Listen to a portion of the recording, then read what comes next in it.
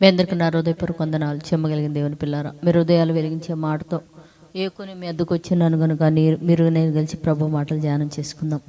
రాత్రి కాలం నుంచి మిమ్మల్ని, మీ కుటుంబాలని, మమ్మల్ని, సంఘాన్ని, మనందరినీ జ్ఞాపకం చేసుకొని ఎన్నో మేలులు, ఎన్నో ఉపకారాలు చేసిన దేవుడికి, మన ప్రభు, మన రక్షకుడు యేసుక్రీస్తు వారి నామములో తండ్రి అయిన దేవుడికి శిరస్సు వంచి వందనాలు, స్తుతులు తెలియచేసుకుంటూ, ఇన్ని మేలులు ఉపకారాలు చేసి మంచి నిద్ర ఇచ్చాడా, మంచి ఆరోగ్యం ఇచ్చాడా, రాత్రి వెరైటీలుగా ఎవరికి నచ్చిన ఫుడ్ వాళ్ళని తిన్నావా, ఇన్ని మేలులు చేసిన దేవుడికి చిన్న ఆరాధన చేసుకొని వాక్యాన్ని ధ్యానం చేసుకుందాం. దేవుని పిల్లారా, ఆరాధన ఆరాధన ఆరాధన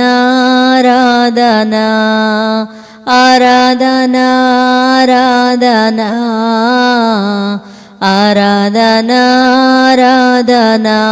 చెమ్మగలిగిన దేవుని పిల్లలు మనం చూడగలిగితే యోబు గ్రంథము 7వ అధ్యాయం 1వ వచనంలో ఒక మాట రాయబడింది.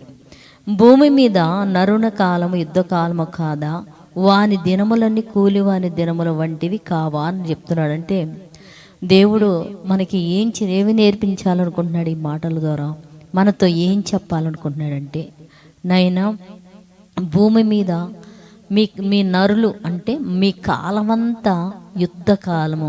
అంటే ఒక సైనికుడు ఉదయం లెగిసిన కాడ నుంచి దేశాన్ని ఎలా కాపాడుకోవాలా, ఎటు నుంచి ఏ ప్రాంతం నుంచి ఏ సైన్యం వచ్చి దేశం మీద పడి దేశాన్ని దెబ్బతీస్తే అని ఎలాగైతే ఒక సైనికుడు యుద్ధము కోసం ఎదురు చూస్తూ దేశాన్ని కాపాడడానికి ఎలాగైతే ఉంటాడో, ఒక పోలీసు సైనికుడు ఒక దొంగను పట్టుకోవడానికి ఎలాగైతే ఉద్యోగులకు బాధ్యత కలిగి ఉంటాడో, నైనా భూమి మీద నరుని కాలము యుద్ధకాలం. అంటే తన కుటుంబమును పోషించడానికి, తన కుటుంబాన్ని సంరక్షించడానికి ప్రతి దినము ఏంటంటే తన జీవితంలో ఒక యుద్ధానికి ఎలాగైతే ఒక సైనికుడు వెళతాడో అలా నువ్వు వెళ్ళాలి నాయనా అన్నాడు.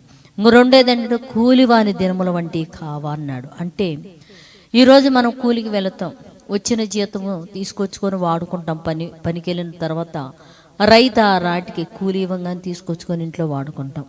రేపు ఆ పనికి ఇష్టమైతే వెళ్తాం, లేకపోతే. అంటే భూమి మీద మనము కూడా ఈరోజు కనిపించిన మనము రేపు ఉంటామో ఉండమో తెలియదు. అందుకని మీ దినములు కూలివాని దినములు కావా, నీ జీవితం అంటే నరుని కాలం అంతా యుద్ధ కాలము కదా, మీ దినములు కూలివాని దినములు కావా అన్నాయి. అంటే ఈ శరీరముతో యుద్ధం చేస్తాను, బ్రతుకు నీరు నిమిత్తం యుద్ధం చేస్తున్నాం.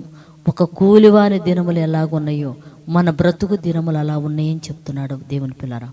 ఈ కూలివాడికి వెళ్ళిన వాడికి ఎక్కడైతే పని చేయడానికి వెళ్ళాడు అదే తన సొంతం అనుకుంటాడా? అనుకోడు కదా. పని ముగించుకొని సాయంత్రానికి ఏమవుతాడు? వెళ్ళి చేరుతాడు. అలాగనే పరలోకము నుంచి వచ్చిన మనము కూడా భూమి మీద ఇది మనది కాదు దేవుని పిల్లారా. వచ్చిన పని ముగించుకొని తిరిగి మనం వెళ్ళిపోవాల్సిన వారమై ఉన్నాం కనుక కూలివాని దినములు లాంటి మీరని చెప్తున్నాడు. కనుక మనము కూడా మనం ముగించిన మరుక్షణమే నేను వెళ్ళిపోవాలని, నా దేశానికి, నా ఇంటికి నేను వెళ్ళిపోవాలని ఒక ఆలోచన కలిగి మీరు జాగ్రత్త కలిగి బ్రతకమని దేవుడు మనతో తెలియజేస్తున్నాడు. కనుక ఈ మాటలు మన హృదయంలో పదిలిపరుచుకొని దేవుడు చెప్పినట్టు కూలివాడు పనికి వెళితే అదే నాదని అక్కడ ఉండడు, తిరిగి ఎలా ఇంటికి వస్తాడో నువ్వు కూడా భూమి మీద నీ కాలం యుద్ధ కాలము, నీ దినములు కూలివాని దినములు అంటే కనుక వెళ్ళిన నువ్వు త్వరగా పని ముగించుకొని తిరిగి నా దగ్గరికి రావడానికి మీరు త్వరపడండి అని చెప్తున్నాడు. కనుక ఆ త్వరపడే ఆలోచనలో, వెళ్ళిపోయే ఆలోచనలో ఏ పాపంలోనూ బలహీనతలో పడకుండా జాగ్రత్త కలిగి ఉన్నట్లు ప్రార్థించేద్దాం. పరిశుద్ధుడా, పరలోకపు తండ్రి, నయనాని కృప కలిగిన నామానికి వందనాలు తండ్రి. భూమి మీద నరుని కాలం యుద్ధ కాలము కదా, వాని దినములని కూలివాని దినములంటివి కావా అని చెప్తున్నావు తండ్రి. అవును నైనా, మా బ్రతుకంతా యుద్ధ కాలములాగానే ఉంది నైనా. మా దినములనైనా కూలివాని దినములు ఇదిగో పరలోకం నుంచి వచ్చాం.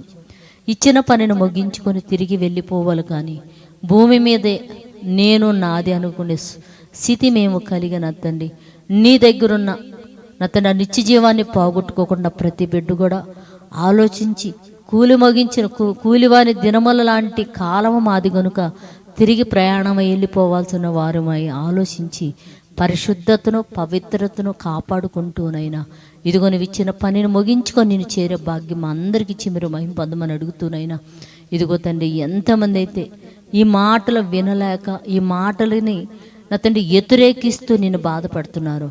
అట్టి బిడ్డలకి నీ మాటలు వినగలిగే చెవి, గ్రహించగలుగు హృదయం, వాక్యానికి లోబడి వాక్యానుసారంగా బ్రతికి నిత్యత్వంలో ప్రవేశించే భాగ్యం భూమి మీద ఉన్న ప్రతి బిడ్డకు అనుగ్రహించి సహాయం చేయమని మా రక్షకుడు నీ కుమారుడు యేసయ్య పరిశుద్ధ నామములో ప్రార్థన అడుగుతున్నాం తండ్రి. ఆమేన్. మీ అందరికీ నా హృదయపూర్వక వందనములు, ధన్యవాదాలు.